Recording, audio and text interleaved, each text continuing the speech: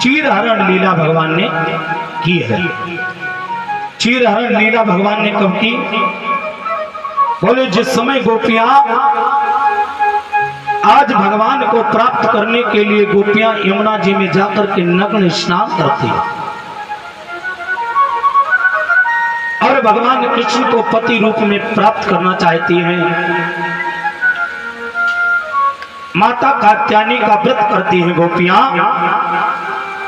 कात्यायनी महामाया महायोगिनीधीश्वरी नंद गोपसुतं देवी पतिं मे कुरुते नमः, पतिं मे कुरुते नमः। आज भगवान ने गोपियों के जिन गोपियों के चीर चुराए थे उन्हीं गोपियों के साथ भगवान रासलीला करने का समय आ गया है। सुखदेव जी कहते हैं राजन, भगवान ने गोपियों के चीर चुराए। आजकल हम लोग भगवान को हीन दृष्टि से देखते हैं। बहुत से लोग हमारे भगवान के ऊपर उंगली उठाते हैं। अन्य धर्म के लोग कहते हैं कि तुम्हारे भगवान चोर हैं। मैंने रात्रि में कथा सुनाई, भगवान ने गोपियों के चीर चुराए। देखो, भगवान ने गोपियों के चीर चुराए। जिस समय भगवान ने चीर हरण लीला की, भगवान की अवस्था थी 4.5 वर्ष और 4.5 वर्ष का बालक क्या गलत कर सकता है, आप विचार करिए। और जब भगवान कन्हैया की अवस्था 4-4.5 वर्ष की रही तो गोपियां कोई बुजुर्ग नहीं थी, गोपियां कोई जवान नहीं थी, भगवान से 1-2 साल बड़ी थी। भगवान क्या गलत कर सकते हैं? और आजकल हम लोग न जाने भगवान के लिए भी कितने अपशब्द कहते हैं। भगवान ने तो गोपियों को चीर चुरा ली, अच्छा किया। ध्यान देना, भगवान ने गोपियों के चीर इसलिए चुराए, गोपियां भगवान को पति के रूप में प्राप्त करना चाहती हैं। कात्यायनी मैया का व्रत करती हैं, नग्न स्नान करती हैं। भगवान ने जाकर के गोपियों के चीर चुराए। भगवान गोपियों को चीर को लेकर के भगवान जाकर के कदम के वृक्ष के ऊपर बैठ गए। चीरों को कदम की डाल से बांध दिया। गोपियां यमुना जी में स्नान कर रही हैं। गोपियों ने जब ये देखा, जैसे ही आंखें खोली, गोपियों ने देखा मेरे चीर गायब है। गोपियां निवेदन करती हैं, प्रभु आप मेरे चीर को दे दो, मैं तुम्हारी दासी, मैं आपकी दासी हूं, आपको पति रूप में प्राप्त करना चाहती हूं। हे प्रभु आप मेरे चीर को दे दो, क्योंकि बहुत समय हो गया, अंदर जब तक जल में खड़ी हूं तो सीटी लग रही है और बाहर निकलो तो मेरे पास वस्त्र नहीं है, सर्प लग रही है। हे प्रभु, हाथ जोड़ करके गोपियां कह रही हैं, गोविंद श्याम सुंदर ते दास्या करवाम तबोदितं देहिवांसासि धर्मज्ञ नो चेदराके ब्रुवामहे। हे घनश्याम, हम आपकी दासी हैं, आप हम जैसी दासियों के ऊपर कृपा करो प्रभु। भगवान कन्हैया कह रहे हैं, देवी मुझे धौस मत दो कि शिकायत करूंगी, मैं तुम्हारे धौस में आने वाला नहीं हूं, मैं तुम्हें चीर नहीं दे सकता। अब तो गोपियां रो रही हैं, हे कृष्ण, हे गोविंद, एक बार मेरे चीर को दे दो, दोबारा ऐसी गलती नहीं कर। भगवान ने गोपियों से कहा, गोपियों तुमने बहुत बड़ा अपराध किया है। क्या अपराध किया है? क्योंकि तुमने सबसे बड़ा तो अपराध ये किया है कि तुम इस यमुना के जल में नग्न स्नान कर रही हो। पहले तो आपने दैवीय अपराध किया है, क्योंकि जल में वरुण का निवास है और वरुण भगवान का तुमने जल का अपमान किया है, इसलिए मैं तुम्हें क्षमा नहीं कर सकता, चीर नहीं दे सकता। इस कथा से माताओं को शिक्षा लेनी चाहिए। आप कभी भी गंगा स्नान करने जाएं, आप कभी भी प्रयागराज संगम में स्नान करने जाएं, तो स्त्रियों को होना चाहिए कि अपने साथ में कोई कमंडल, कोई बाल्टी, कोई लोटा लेकर के जाएं और बाहर बैठ करके ही स्नान करना चाहिए, अथवा जल के अंदर घुस करके स्नान नहीं करना चाहिए। पहला नियम तो यही है। और आजकल इतनी शर्म लगती है भैया, क्या बताऊं। आजकल तो माताओं ने, बहनों ने गंगा मैया में घुस करके स्नान करती हैं, ऐसे अश्लील वस्त्र पहन करके जाती हैं और फिर घंटों महाराज जल में पड़ी रहती हैं और पति देव से कहती हैं रील बनाओ, सेल्फी खींचो। ये क्या है? ये गलत है। आप अपने आप का सुधार करिए। इसलिए हम लोग धर्म तो करते हैं, कर्म करते हैं, लेकिन मेरे जीवन में इसका प्रभाव क्यों नहीं है? पहला अपराध है, माताओं को कभी जल में घुस करके स्नान नहीं करना चाहिए। पहला का, इससे वरुण भगवान का अपमान होता है। दूसरा, आप ऐसे वस्त्र पहन करके जाती हो, आप जल में घंटों स्नान करती हो, अगर कोई व्यक्ति सच्चे मन से भी जाए तो उसका भी मन विचलित हो जाता है। आप पहला तो अपराध ये करती हो कि जल को दूषित करती हो, और दूसरा अपराध दूसरे के मन को भी दूषित करती हो। इसलिए माताओं ध्यान देना, आपको पर्दे का अधिकार दिया गया है। आपका इस संसार में कितना सम्मान है, आप अपने आप को पहचानिए, तुम हो कौन।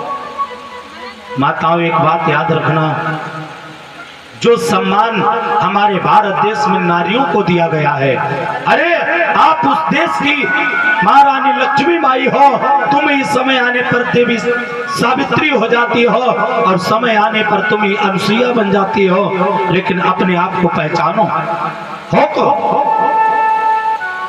अरे तुम तो वो अनमोल हीरा हो, तुम पर्दे की वस्तु हो, और पर्दे की वस्तु पर्दे में ही अच्छी लगती है।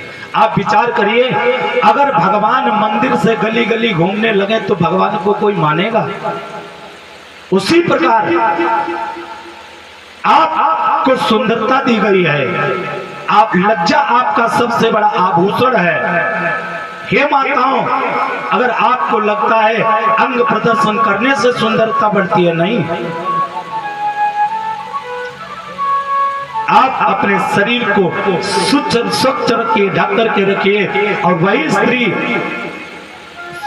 है, वही स्त्री लक्ष्मी है, वही स्त्री देवी है जो जिसके अंदर लज्जा है, हया है, शर्म है, वही स्त्री है। आप कहो पंडित जी बड़े बखान कर रहे हो और तुम लोग कौन से दूध के धुले हो। एक निवेदन आपसे करें, आप बनिए की दुकान में सौदा सामग्री लेने के लिए जाते हैं, सभी लोग जाते हैं, देखते हैं।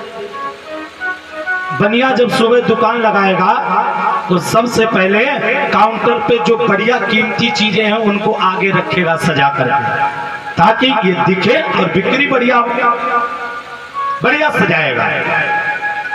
और शाम को जब दुकान बढ़ाता है तो जो सबसे कीमती मेवा है, छुआरे, किशमिश, बादाम, मुनक्का, काजू, क्या ये बाहर छोड़ देता है?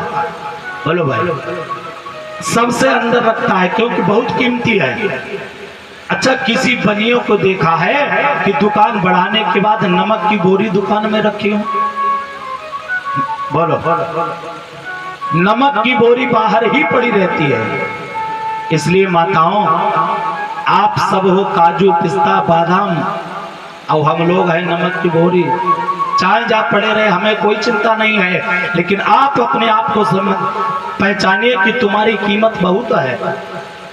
इसलिए आज से भगवान कहते हैं, गोपियों तुम जल में नग्न स्नान नहीं करोगे। बड़ा सुंदर उपदेश दिया। आज गोपियों से कहा बाहर आओ, गोपियों ने कहा मुझे शर्म लगती है। भगवान कहते हैं जिसको तुम पति रूप में पाना चाहती हो, और पति और पत्नी के बीच में कैसा पर्दा है। भगवान कृष्ण है ब्रह्म और गोपी है जीव। जीव और ब्रह्म का मिलन तब तक नहीं हो सकता है बोले जब तक उसके बीच में माया रूपी पर्दा रहेगा। भगवान कहते हैं जब तक ये माया का पर्दा रहेगा तब तक हमारा तुम्हारा मिलन नहीं हो सकता है। इसलिए गोपियों तुम बाहर निकल करके आओ। आज गोपियां बाहर निकल करके आई। भगवान ने आज गोपियों को आभंग हरण लीला की है, जिसको हम लोग चीर हरण लीला कहते हैं। इसका नाम है आभंग हरण लीला। भगवान ने जो वस्त्र रूपी चीर है, माया रूपी जो चीर है, उस चीर का हरण किया है। भगवान ने इन वस्त्रों का हरण नहीं किया है। आज गोपियां आई हैं, गोपियों को उनके चीर को दिया, गोपियों ने प्रणाम किया और गोपियों से कहा जाओ आज तुम सबके साथ में हम शरद पूनम की रात्रि को रास लीला करेंगे और उस रास लीला में तुम सब आओगी, क्योंकि जब तक व्यक्ति रास लीला में जाने का पात्र नहीं बनता है बोले जब तक ये माया रूपी बंधन है ये दूर नहीं हो जाता। अब श्री सुखदेव जी रास लीला की पावन चर्चा में प्रवेश करते हैं।